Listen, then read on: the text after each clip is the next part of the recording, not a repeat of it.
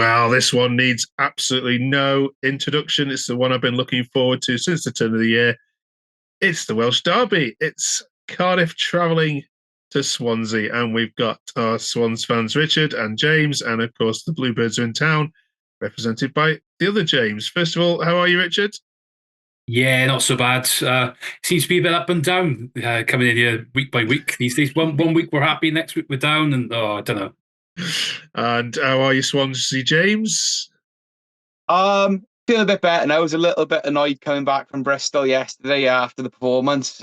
Literally, we just did not get going up there at all, and it was a shame. There's a cracking atmosphere up there, and we, went out with a whimper. Yeah. Hey, beating Bristol City is not for everyone, is it, James? Show them I was done properly, Okay. Right. Welcome back to the Swansea View. We are going to be talking all things Swansea first, and then James, we will bring you back in a second to preview, obviously, this massive game this weekend. All right, then let's chat the Bristol City game. First of all, Richard, what went wrong for you? Apparently, it was one of the worst football games to watch for a neutral. Thank goodness I missed it. I think it was summed up really by the Ronaldo corner. I don't know if you've seen it. Really, the one where he takes the corner and it goes straight out of play. It's that whole afternoon was summed up by that. I think let's get that one out of the way now. Make sure we had the mistakes made last weekend and move on. I think, but yeah, we never got going, to be honest. And I think it was a 0-0, classic 0-0. But set pieces have undone us once again. Yeah, James, that was a spirited performance against Watford. Did you expect that sort of result against Bristol City? Was there any signs in that Watford game that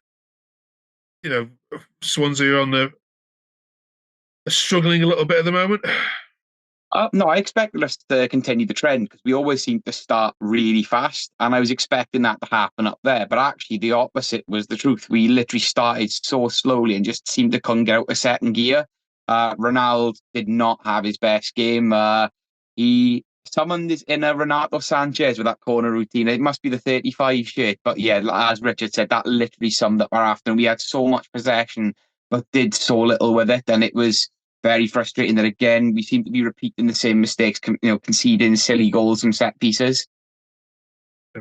Tell us then about this game this weekend. First of all, Richard, what does it mean to you as a Swansea fan, this fixture? Oh, it's everything. You look at a season, and it's the first thing you do when you look on the fixture list.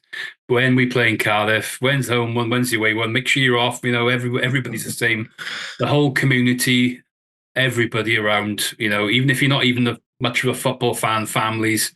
How's the Swans get off against Cardiff? It's a big thing. And in terms of our season, it's all we've got to play for now.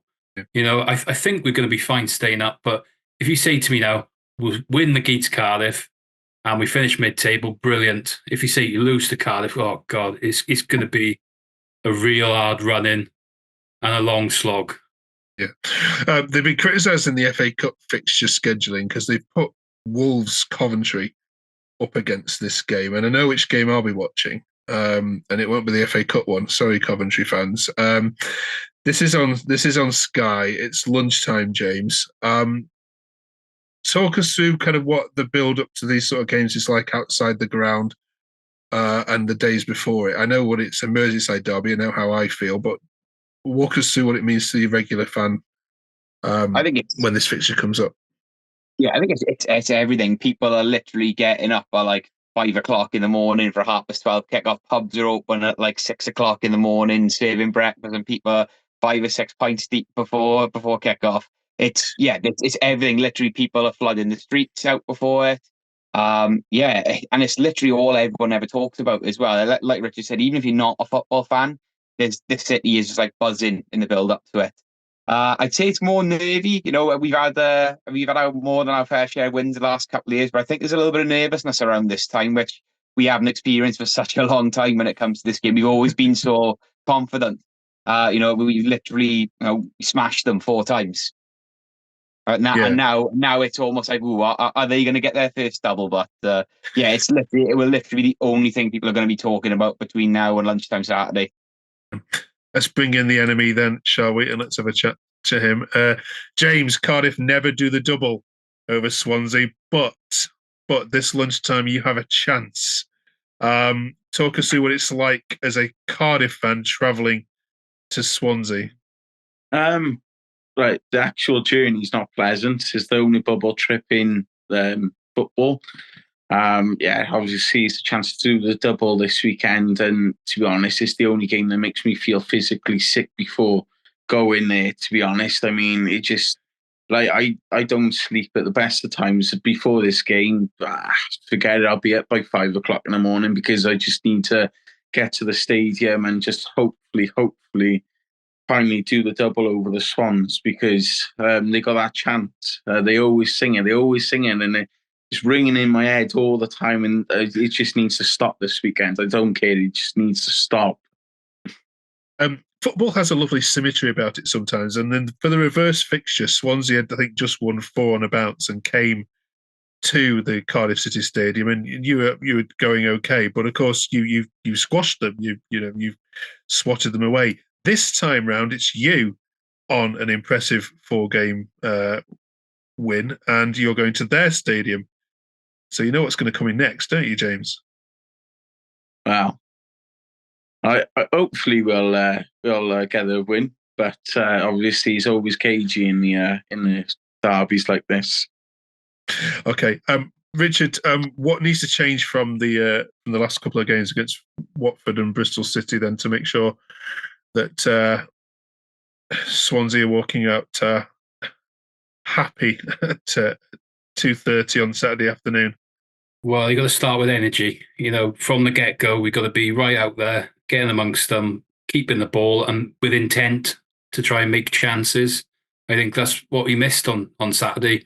Plenty of ball, yes, like you say, but it was very, very passive across the midfield. Nothing really testing their defence. It's a team, Bristol, we're a team who lost 4 in a row at home. So, yeah, you should really be having a go at that. And I do feel we are a side that needs to go ahead in the first half to kind of get anything out of games at the moment. We had that big run of games where we were conceding early, and then it was just making life really difficult. We weren't getting anything, even though they were top sides we were facing.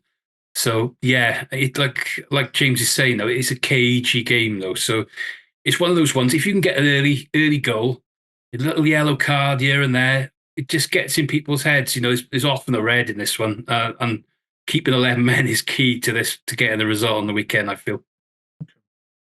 Cardiff, James, why don't Cardiff have a great history in this fixture? What is it about playing Swansea that means you've just gone to pot historically?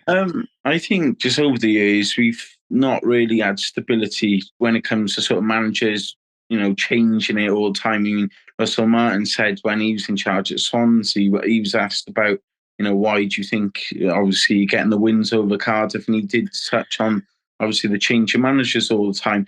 I mean, this, quite surprisingly, I read this morning, Errol Bullett is the first manager to manage 2 South Wales derbies in the same season since Dave Jones. Dave Jones left over 10 years ago, nearly, I think. That's an unbelievable stat. But obviously, not just the 2 wins we've had over Bristol this season.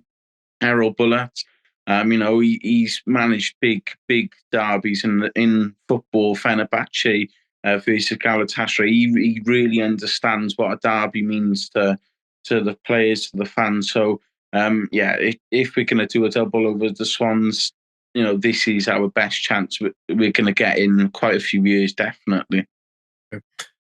Swansea, James, in terms of personnel, what changes from the last game? I don't know if there's a lot of changes that we can really make at the moment, if I'm being really honest. Maybe Josh Key coming at right back, give us a bit of attacking pace in there. Again, one I would really like to see is I have little to no faith in Jerry Yates at the moment. I would like to see someone like Mikola Kuharevich come in, but unfortunately it's been reported today that he's got an injury. It's a difficult one at the moment. We're so patchy. I don't know whether we just stick with the same team that we had at Bristol and just hope that they're more at it, or whether that maybe Luke Williams throws a curveball and maybe puts somebody else in there. But for me, the two that have to start, well, maybe three: Ronaldo, Kyle Norton, Joe Allen. Richard, you said before that you can't see Swansea going down. 5 points above the drop zone now is still 7 teams between you and the bottom. Are you confident that the season now is over and you don't need to look over your shoulders? Well, it's plenty to play, but I think it's in our own hands. Definitely, we've got the teams around us all to play. We haven't got to play anybody in that sort of top 6 bracket. I think it's one of those ones where if we win this weekend, I think that's 2 wins more. After that, you're definitely safe. So if you lose, then okay. I still think about 7 or 8 points you need. But yeah, like say, you play in QPR, Sheffield Wednesday. You know, we got a lot of those sides, and a few of them are at home as well. So I think, I think it's Rotherham the last day, maybe. I think something like that. But you know, there's enough games there to pick up points. But yeah, we would like to get something on the weekend, definitely. I think. Okay. All right, then let's play a little quiz with you before we finish. Then I'm going to give you some scorers from previous Swansea Cardiff games. All I want you to tell me is the year that the fixture happened. Okay, shout out when you know. Okay, and we are going to start with. So this is a Cardiff City home game, and in the 6th minute, Lowe scored. 72nd minute, Lowe scored for a Swansea City win 2-0. There's also a red card for Rolls. What year was that? I believe that was 2020. 1-0 to Swansea. Well done. Yeah, fantastic. Very good. Okay, this is a Cardiff City 1-0 home win. And Colker scored the only goal of the game. 2013. Well done. Yeah, 1-1. Fantastic. There aren't been many, though, is there? Let's be fair. Not many to choose from there, really. Okay, going a little bit further back now. We have got a 2-2 draw. The goals were scored for Swansea by Chopra, 54th minute, and McCormack in the 90th minute penalty to equalise and make it 2-2. 2009. Amazing, well done. I don't even need to give you the Swansea goal scorers of Dyer and Allen, 2-1. Fantastic. This is a 1-0 Cardiff win, and it's Flint in the 8th minute. 2021.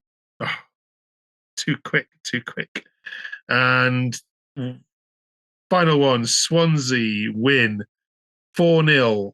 Goal scorers, Obafemi, Cabango. 2022. Hey, honestly, I just let's get that one out of the way quick, is it? You obviously remember that one better than the Swansea fans do. Yeah, 4-1 Cardiff win. Right, there's I take that on the pitch on Saturday. Yeah, there we go. I mean, it's probably the only time you're going to score 4 against us. Right, let's get some proper score predictions then, shall we? Richard, you kick us off. Oh, this is hard, isn't it? It's really hard. 2-1 to the Swans, and I think it's going to be late as well. I think it's going to be late drama, and I think it's going to be a penalty. There we are. We'll have a penalty later on. James, Swansea, James. I'm going to go 2-0 Swansea. Historically, they've not really had much luck. When there's been fans in the stadium, when they've travelled down west, it's not gone well for them. Form flies out the window in these games. And anything can happen. And I really think that now in Luke Williams, you've got a manager who understands the derby and will probably play it up to the players like Russell Martin, unlike his predecessor. So yeah, I'm going to 2-0 Swansea. Okay. And then Mr. Bluebird.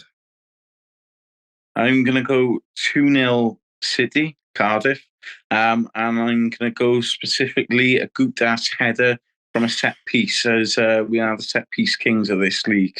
I think I'm confident. I'm confident, which quite surprising. I've not really been confident in many South Wales derbies down at their stadium, but no, we got our bullet this year, and it's time something happened this year now. Is that the same arrow bullet you were calling for his head 2 months ago? Is that the same? These things change. He's you only got to look at these recent results and the way that we're playing. But he's cool, calm, and collective arrow bullet this year. All right. Well, I've got no football to watch this weekend because it should have been the Merseyside derby. So I'll be sitting in a pub on Saturday enjoying this one. So I doubt you'll be enjoying it. There never are enjoyable affairs, but hope you may the best team win. Should put it like that. Thank you for joining us. And if you're a Swansea fan or a Cardiff fan, put your predictions below. Thank you very much, all of you. Have a safe weekend. Thank you. Guys.